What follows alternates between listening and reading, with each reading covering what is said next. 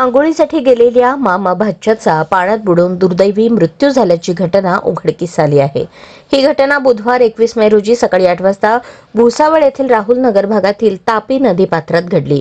रामराजे नंदलाल नातेकर वय 55 व आर्यन नितीन काळे वय 21 दोघेही राहणार जालना अशी मृतांची नावे आहेत। या प्रकरणी भुसावळ शहर पोलीस ठाण्यात अकस्मात मृत्यूची नोंद करण्यात आली आहे। मिळालेल्या माहितीनुसार जालना येथील रामराजे नातेकर व आर्यन नितीन काळे हे दोघे मामा भाचे भुसावळ शहरातील पेंढारवाडा भागाच्या देवाच्या कार्यक्रमानिमित्त आले होते।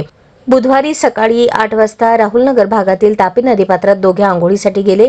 त्यांना पाण्याचा अंदाज न आल्याने दोघांचाही बुडून मृत्यू झाला।